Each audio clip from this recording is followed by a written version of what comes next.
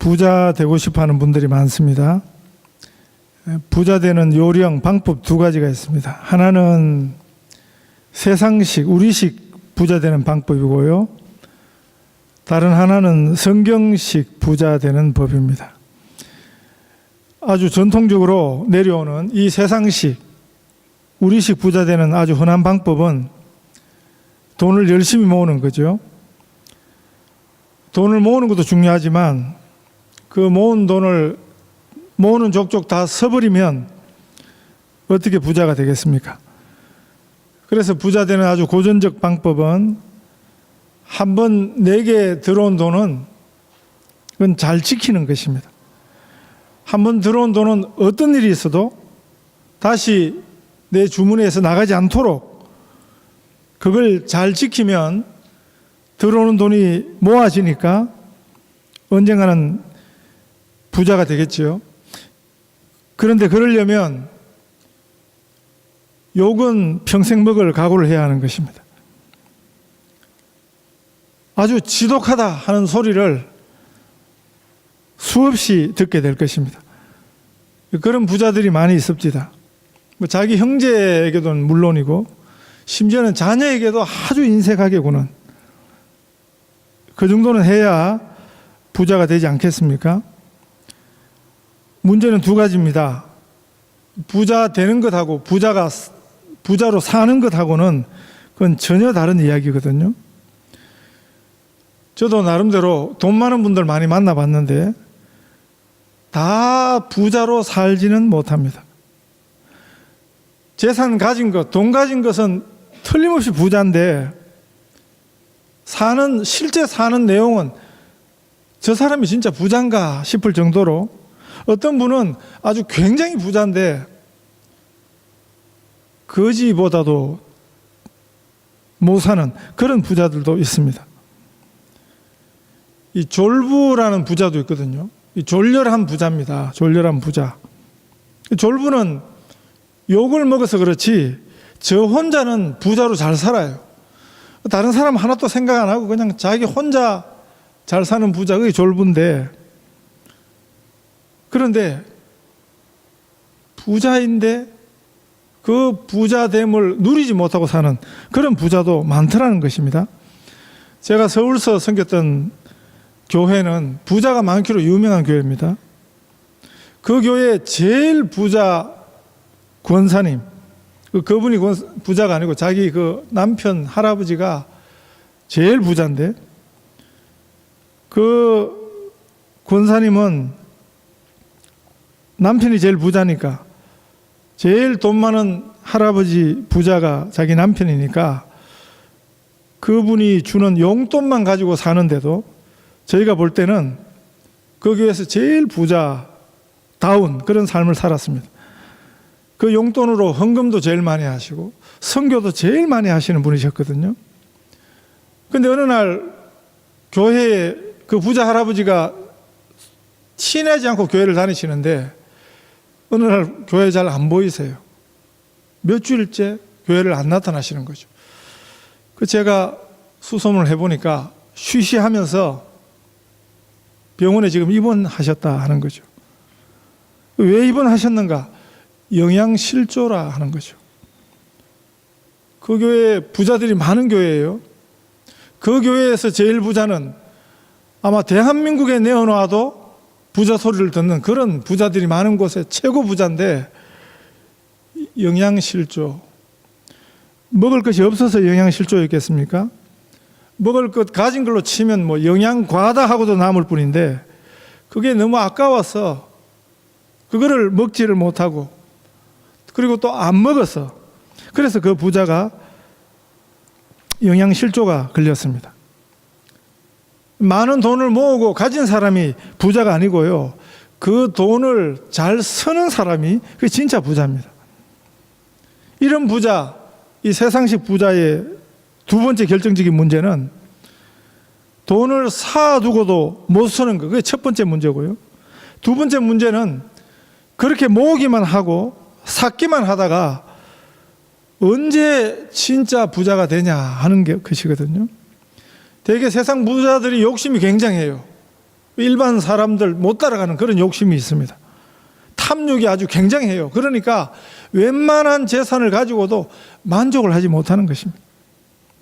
이미 웬만한 사람들은 꿈도 못 꾸는 그런 돈을 가지고 있으면서도 만족하지 못하는 거죠. 욕심이 채워지지 않은 것이죠. 그래서 밤낮 그냥 돈돈 거리는데 과연 그래해서 스스로 만족하는 부자가 언제 될까 하는 것이 그게 또한 세상 부자의 문제인 것입니다. 자, 성경식 부자는 아주 간단합니다. 성경적인 부자가 되는 방법은 아주 간단합니다. 마음의 욕심을 적게 하는 것입니다. 사도 바울은 이 삶의 비법을 이렇게 고백했습니다. 빌립보 4장 11절 이하에서 내가 궁핍함으로 말하는 것이 아니라 어떤 형편에든지 나는 자족하기를 배웠노니 나는 비천에 처할 줄도 알고 풍부에 처할 줄도 알아 모든 일 곧 배부름과 배고픔과 풍부와 궁핍에도 처할 줄 아는 일체의 비결을 배웠노라. 내게 능력 주시는 자 안에서 내가 모든 것을 할 수 있느니라. 고린도후서 6장 10절에서는 바울이 이렇게 고백했습니다. 근심하는 자 같으나 항상 기뻐하고 가난한 자 같으나 많은 사람을 부유하게 하고 아무것도 없는 자 같으나 모든 것을 가진 자로다. 어떤 부자가 되기를 원합니까?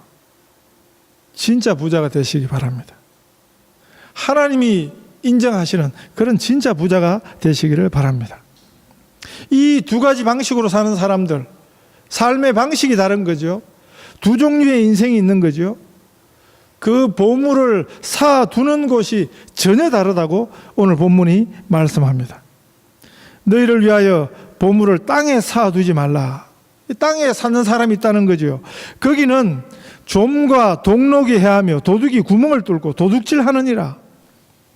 오직 너희를 위하여 보물을 하늘에 사두라.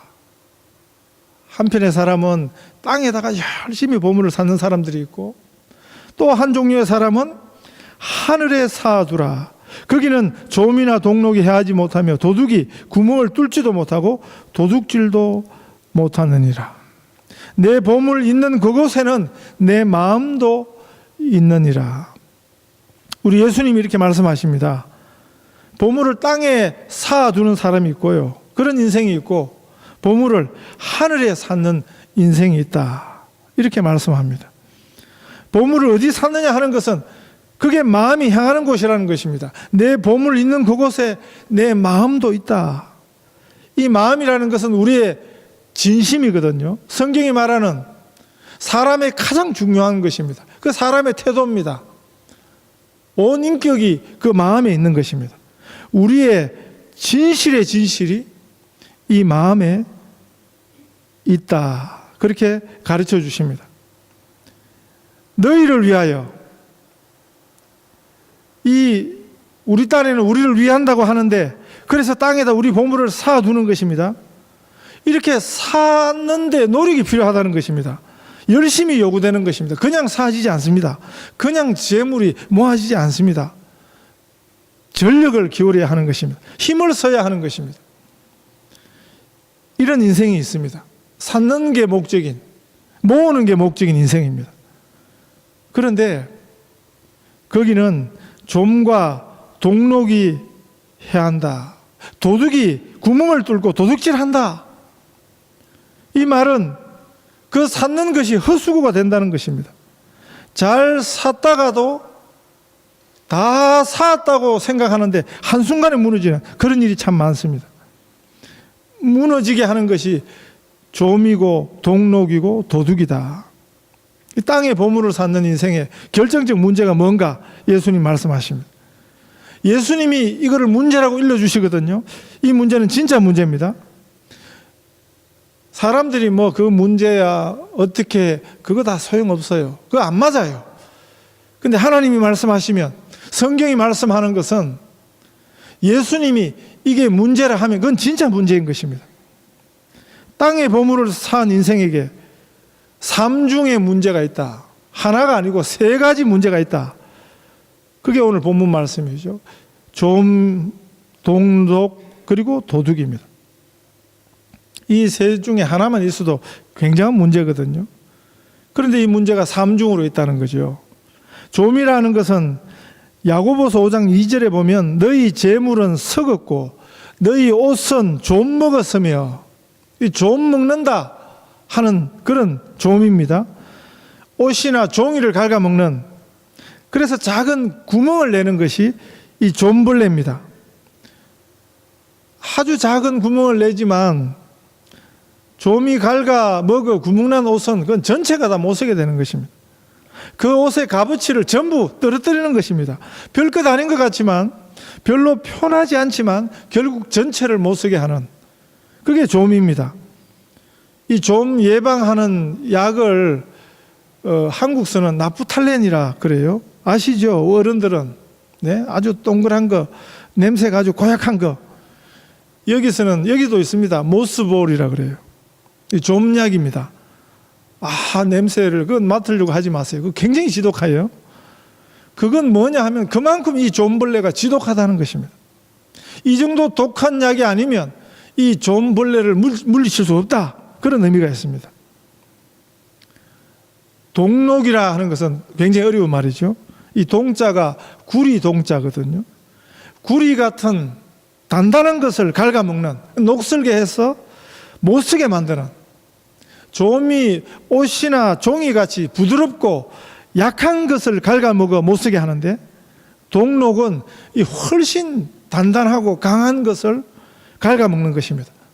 이 동록이라는 단어가 구약에서 쓰일 때는 메뚜기로 쓰여요. 아주 무서운 심판의 도구. 메뚜기 떼가 날라들고 나면 그냥 아무것도 안 남는 그런 무서운 심판이죠. 고전 헬라어에서는 이 단어가 단단한 이빨을 썩게 하는 그 충치를 뜻하는 단어였습니다. 이 말은 뭘 보여줍니까? 땅에 쌓아두는 보물의 그 본질을 그냥 갉아먹어버리는, 그걸 망가뜨리는 것이 이게 동록입니다. 그리고 세 번째 또 있죠. 도둑이 구멍을 뚫고 도둑질하는 문제입니다. 이 좀과 동록으로 끝나지 않고 이번에는 도둑이 보물 쌓아놓은 것을 와서 벽에 구멍을 뚫고 도둑질해 간다, 그런 일이 있다 하는 것입니다. 저희가 처음 시드니 와서 어떤 집사님 집에 방 구하기 전에 2주 동안 신세 진 집이 있습니다. 캠시에. 그런데 그 집이 교회 간 사이에 도둑이 왔는데 어디로 왔냐면 벽을 구멍을 뚫고, 이 성경이 말하는 것처럼 예수님 시대에 이런 일이 흔했어요. 흙으로 지은 벽, 그거 뭐 뚫기 쉽잖아요. 그런데 그 집사님 집은 도둑이 그냥 구멍을 뚫고는 들어와서 그냥 기중품, 보석, 이건 다 가져가고요. 가짜는 또 다 내버려 두고 돈 될 만한 거는 그냥 싹 가져갔다는 거죠. 그 집에 저만한 개가 한 마리 있었거든요. 집 잘 지키라고. 근데 뭐 그 바보 개가 그냥 아무것도 못하고 구멍을 뚫고 도둑이 왔습니다. 예수님 시대에는 이게 아주 끔찍한 일입니다. 좀과 동록과 그리고 도둑이 구멍을 뚫고 도둑질 해간다. 이것이 이 땅의 속성이라는 것입니다. 우리는 여기 뭘 살 수 있을 걸로 생각하고 뭘 모을 수 있다고 생각하고 뭘 모으고 샀고 하는데, 이게 이 땅의 속성이라는 것입니다. 도둑이 우글거리는 곳입니다. 땅은 안전하지 않습니다. 땅은 단단해 보여도 우리의 보물을 도무지 살 수 없는 곳이라고 예수님이 말씀하십니다. 모래성을 쌓는 것 같습니다. 모래성을 쌓으려면 그 굉장히 공을 들여야 돼요. 단단한 걸 가지고 뭘 쌓으면 그거는 쉽게 쌓는데, 모래성을 쌓으면 조마조마한 거죠. 이미 사실 쌓을 때 아는 것입니다. 공을 들여서 그냥 무너지지 않도록 열심히 그냥 쌓는데, 쌓는 자가 이미 아는 것입니다. 다 쌓았다고 되는 게 아니에요. 완성했다고 되는 게 아니에요. 다 쌓아놓고 나면 이제는 무너지는 한순간만 남은 것입니다. 아무리 열심히 오래 정성을 더 들여서 쌓은 것이라도 한순간에 다 무너지는 것이 그게 모래성입니다. 땅에 쌓는 보물이 이렇다고 말씀하십니다. 한 번에 홀라당 다 무너지고 말 것이라고 이 말씀으로 우리에게 경고하고 있습니다. 아무리 우리가 지키려 해도 지킬 수 없습니다. 우리는 한 번 가진 것을 다시는 손에 놓지 않으려고 영원히 지키려고 들지만 그건 영원하지 않습니다. 그건 진짜 보물이 아니라는 소리거든요. 영원하지 않은데 그걸 영원한 것으로 여기는 그 어리석다고 성경이 말씀합니다. 땅에 보물을 쌓는 인생에게 두 가지 어리석음이 있습니다. 하나는 그건 보물이 아니에요. 보물 아닌 것을 보물이라고 여기고 그게 어리석음이죠. 두 번째 어리석음은 뭡니까? 보물도 아닌 것을 그걸 땅에다 쌓는 것입니다. 이것이 우리식으로 사는 이 세상식 삶의 내용이고 어리석은 결말이라고 예수님이 말씀하십니다. 저희가 아프리카에 있을 때 이런 뉴스가 하나 있었어요. 사람들이 그 뉴스를 보고 다 웅성웅성 하는 거죠. 저희는 아랍어 쓰는 나라인데 잘 모르니까 근데 뭐 때문에 저 뉴스를 보고 그렇게 웅성거리냐. 그래서 뭔 일이냐 하니까 거지가 굶어 죽었대요. 거지 굶어 죽는 일이 그 나라에는 흔한 일이거든요. 그런데 거지가 굶어 죽었다고 웅성대. 굶어 죽은 거지가 깔고 앉은 침상을 드러내니까 시신을 드러내고 송장 치운다고 거지를 드러내고 거지가 깔고 앉았던 침상을 드러내니까 그 밑에 그동안 거지가 모은 돈이 어마어마한 돈이 거기 있다는 거죠. 그 당시 300만 원. 그 나라 장관 월급 2만 원 받을 때거든요. 근데 300만 원을 그냥 깔고 앉아고 굶어 죽었다는 거죠. 그러니까 TV 뉴스에 나온 것입니다. 자기 딴에는 그 기적이에요. 어떻게 구걸을 해서 300만 원을 모을까? 그 기적이에요. 그런 놀라운 기적인 거죠. 어떻게 그거를 모았을까 하는 게 기적이고, 두 번째 기적은 뭡니까? 그걸 깔고 앉아서 굶어서 죽은 거죠. 이 얼마나 이런 인생의 어리석음입니까? 예수님께서 우리 하나님의 자녀들에게 성경식 삶으로 초청하십니다. 예수님식으로 초청하십니다. 너희 보물을 하늘에 쌓아둬라. 보물을 하늘에 쌓아라 하십니다. 너희를 위하여. 이 일이 진짜 우리를 위한 일입니다. 우리 영혼을 위한 일입니다. 우리 보물을 하늘에 쌓아두는 일입니다. 거기는 좀이나 동록이 해하지 못하며 도둑이 구멍을 뚫지도 못하고 도둑질도 못하는 곳, 하늘입니다. 우리 하나님 아버지의 왕적 주권이 충만한 곳이죠. 그게 하늘입니다.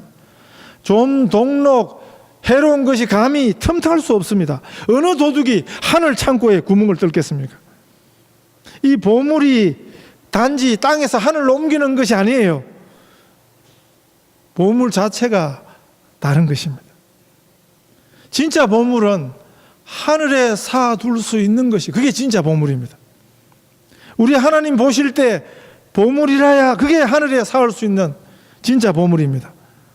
하나님께서 하찮은 것을 땅에서나 쌓을 수 있는 그런 것을 하늘에 쌓도록 허락하시겠습니까? 우리가 하늘에 쌓을 수 있는 진짜 보물은 무엇이겠습니까? 이미 우리 예수님 가르쳐 주셨어요. 예수님 가르쳐 주신 기도에 그게 다 나타나 있습니다. 우리가 하늘에 쌓을 수 있는 것, 진짜 보물이 무엇인가? 우리가 정말 공을 들여야 하는 것이 무엇인가? 이미 예수님 가르쳐 주셨습니다. 너희는 이렇게 기도하라. 하늘에 계신 우리 아버지여, 하나님의 이름이 거룩히 여김을 받으시오며 하나님의 나라가 임하시오며 하나님의 뜻이 하늘에서 이루어진 것 같이 이 땅에서도 이루어지이다. 이 세 가지 기도가 이루어지는 공통적인 것이 하나가 있습니다. 언제 우리 하나님의 이름이 가장 높임 받습니까? 언제 우리 하나님의 나라가, 하나님의 주되심, 왕되심이 가장 드러나는 순간이 언제겠습니까? 언제 우리 하나님의 뜻이 하늘에서 이루어진 것 같이 이 땅에서도 이루어지는 사건이 무엇이겠습니까? 성경이 이미 가르쳐 줍니다. 언제 하나님이 가장 기뻐하시는가? 언제 하나님의 이름이 가장 높임 받는가? 하나님의 하나님 되심이 드러나는 것이, 하나님의 뜻이 나타나는 것이, 그게 어떤 사건인가? 이미 성경이 우리에게 알려주고 있습니다. 우리식으로 성경을 읽으면 안 돼요. 우리가 성경을 잘 읽으면 대본에 이때구나, 이럴 때 하나님의 이름이 가장 존귀함을 받는 것이구나, 이것이 바로 하나님 나라의